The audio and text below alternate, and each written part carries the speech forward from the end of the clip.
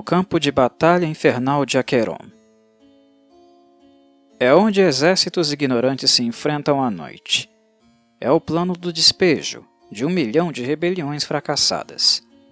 É um plano de ordem imposta, onde a conformidade é mais importante do que o bem. O grito da batalha é o primeiro som que um soldado ouve ao chegar em Acheron, e o último que um refugiado ouve ao sair. Isso é tudo que existe em Acheron. Conflito, guerra, contenda e luta. Muitos exércitos povoam Acheron, mas os líderes são escassos.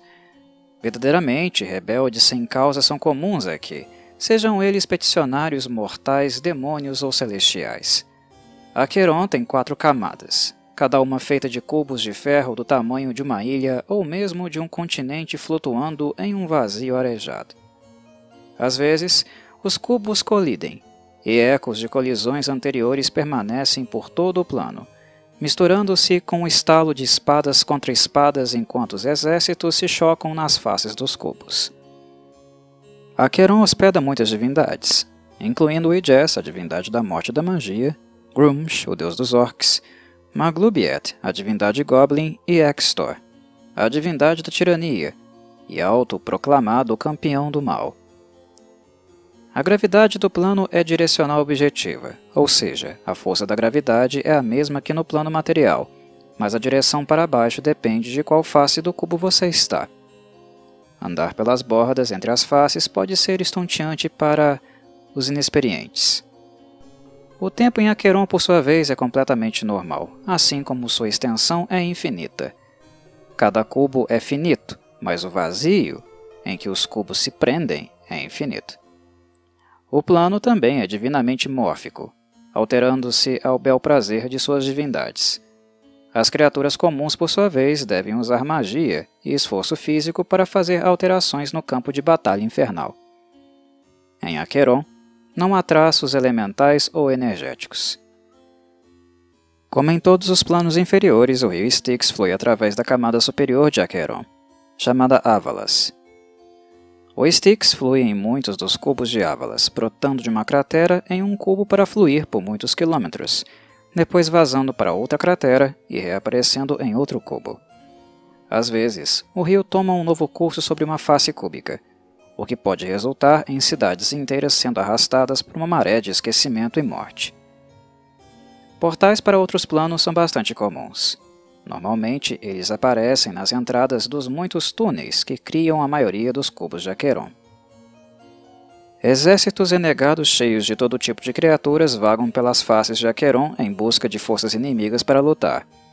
No entanto, o motim ou a loucura logo derrubam até mesmo o líder militar mais forte, deixando a maioria dos exércitos sem um verdadeiro objetivo, além da destruição de outros exércitos renegados. Às vezes, exércitos de mortos-vivos ou constructos duram mais, porque são capazes de, sem pensar, cumprir até o último dos comandos. Os exércitos que não ficaram completamente loucos ainda podem buscar um objetivo, como a defesa de um reino, a obtenção de provisões, a derrubada de um rei impostor ou qualquer uma das centenas de outras causas. Infelizmente, pois a maioria dessas causas eram importantes em um plano longe de Acheron, até mesmo os exércitos mais firmes logo perdem o foco e se tornam renegados. Acaierai, demônios, imps, Formorians, Rakshasas, dragões e Ugoloths também habitam Acheron. Os clãs Rakshasa governam vários cubos ocultos do plano, todos encobertos por poderosas ilusões. Criaturas mecânicas de Mecanos mantêm algumas colônias de mineração escondidas espalhadas pelas 2 camadas mais baixas. Finalmente, o plano mantém enormes bandos de pássaros. Corvos, abutres, gaivotas, gaviões de sangue e andorinhas caem com o vento, saciando-se na carnificina de muitos campos de batalha.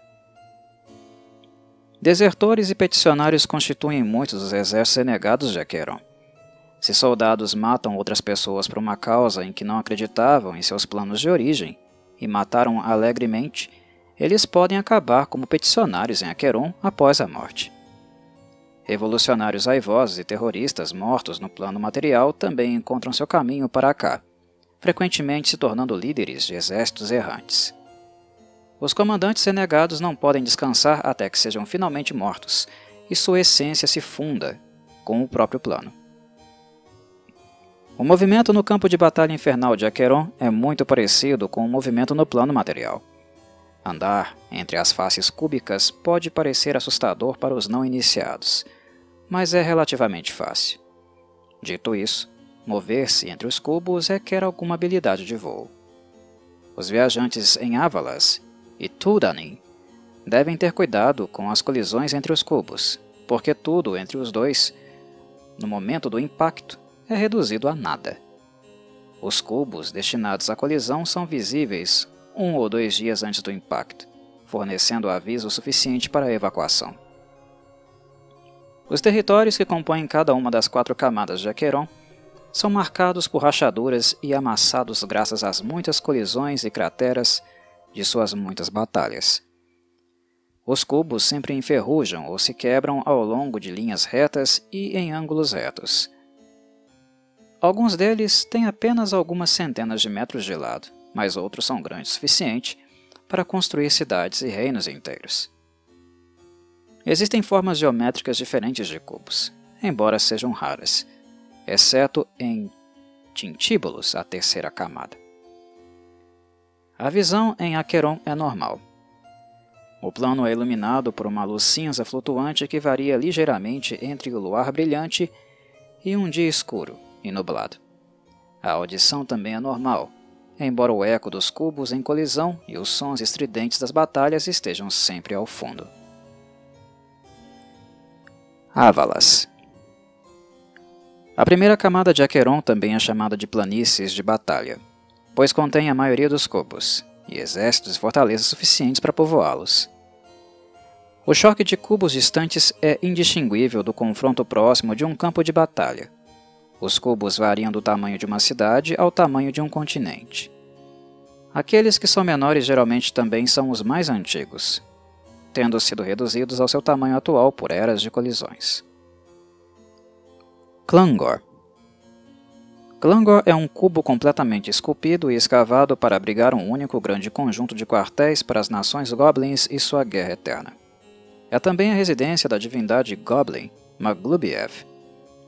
As torres e paredes de Clangor são organizadas com precisão mortal para infligir o maior dano a qualquer força de ataque. O ar é frio e seco, e a respiração é embaço mesmo. As regiões que não foram entregues aos quartéis Goblins possuem criadouros de lobos para cavaleiros Goblins de elite. Como a maioria das forças de Clangor são Goblins e peticionários Hobgoblins, nenhum grande estoque de comida é necessário. No entanto, algumas lojas fortemente protegidas estão disponíveis para mortais, lobos e outras criaturas que também residem em Clangor, trazidas de fora do plano por um preço alto, por meio de portais fortemente protegidos. Shattering. A fortaleza Shattering se funde com o resto da estrutura esculpida em metal do cubo. O grande rio Lorfang perfura a fortaleza, com 5 pontes fortes que dão acesso entre os 2 lados. O rio jorra de uma nascente, viaja alguns quilômetros e depois mergulha novamente no cubo. O próprio Maglubiev mora no fundo da queda d'água, em uma caverna de aço magnificamente esculpida e gotejando umidade. Os Goblins arremessam sacrifícios do topo da cachoeira antes de montar uma grande ofensiva, geralmente contra Nishrak, lar do panteão orc. Nishrak. Este cubo metálico abriga o panteão orc, cujo líder é o Caolho Grumsh, a divindade máxima dos orcs. O traço moderadamente alinhado à ordem do plano é abolido em Nishrak. Como Clangor, Nishrak é fortemente esculpido e escavado em túneis e abriga grandes legiões de tropas orcs. Ao contrário de Clangor, os quartéis são arranjados caoticamente e os túneis serpenteiam. Onde Clangor parece uma grande grade à distância, Nishrak é rodeada por ruas sinuosas e trincheiras, e manchado com fortalezas dispostas ao acaso. Enquanto as tropas sob o comando de divindades orcs menores como Bactru e Uneval se contentam em comandar suas forças contra Clangor, Grumsh persegue sua longa vingança contra um inimigo mais distante, Corellon Larethian. Em eras passadas, Corellon Larethian, deus dos elfos, arrancou o olho esquerdo de Grumsh, uma dívida que Grumsh sempre busca pagar. As cidades fortaleza de Olho Podre, Mão Branca e Três Presas estão todas sob o domínio direto de Grumsh. Ele tem residências em cada uma, movendo-se entre elas de forma aleatória. Bactru e Ilneval controlam outras cidades menos fortificadas, enquanto a divindade orc oculta, Lufek, se contenta em enviar suas pragas de dentro do coração do cubo, onde dizem que seu reino está. Scourgehold. O reino de Extor, Scourgehold, é encontrado em um cubo particularmente grande onde a batalha sempre acontece. A fortaleza de Extor é um edifício de muitas paredes de ferro e pedra, repleto de torres de vigia e máquinas de cerco móveis. A estrutura mais interna, o Grande Coliseu, é uma arena de bronze e vidro com quilômetros de largura e vários níveis. Aqui, as legiões treinam constantemente nas artes da guerra. O próprio Extor, ou seu avatar, em sua aparência de um horrível ser de 6 braços de pele cinza, frequentemente caminha pelo coliseu de treinamento, girando suas várias armas. A simples visão de seu símbolo de ódio e discórdia, 6 flechas viradas para baixo em um leque, envia seus adoradores a um frenesi de batalha sangrento. A guerra orc-goblin entre os cubos. Os reinos de Clangor e Nishrek já foram um único cubo, mas as divindades de cada reino finalmente conseguiram separá-lo em 2 cubos independentes. Mesmo assim, a inimizade entre os goblins de Clangor e os orcs de Nishrek ainda é grande. Embora as divindades rivais possam evitar que uma face inteira do cubo seja esmagada por um cubo oposto, lançado através do vazio, isso não impede que nenhum dos lados tente. A maioria das batalhas agora são travadas quando um lado consegue pousar uma força de invasão em um cubo oposto. Túldanin. A segunda camada de Acheron se parece muito com a primeira. No entanto, a população de Túldanin é muito pequena. Os cubos dessa camada são crivados de bolsas e cavidades. Os poços superficiais conduzem a espaços labirínticos atolhados com os dejetos de cada guerra que já foi travada. Pedaços de uma infinidade de dispositivos estão por toda parte. Grandes navios que explodiram, torres derrubadas em um cerco, armas enormes, carruagens movidas a vapor, dispositivos voadores de todas as descrições e engenhocas com fontes ainda mais obscuras de poder e propósito podem ser encontrados nesses cubos. A maior parte dos dejetos está inoperante, petrificado até a imobilidade de pedra pela qualidade preservativa da camada. Procurar armas intactas é uma ocupação para muitas equipes de salvadores e oportunistas, porque muitas armas e máquinas de guerra de qualidade estão espalhadas pelos escombros de Túldanin. Pesquisadores persistentes podem descobrir itens de poder fantástico e mecanismos intrigantes, que eles podem usar ou pelo menos copiar. Mas os salvadores sábios tendem a não passar muito tempo em Túldanin, porque aqui criaturas podem ser petrificadas da mesma forma que objetos. A mesma qualidade de preservação que aflige objetos também aflige vivos, mortos-vivos e suplicantes. Qualquer objeto ou criatura tem 1% de probabilidade de petrificar espontaneamente a cada 30 dias passados em Túldanin.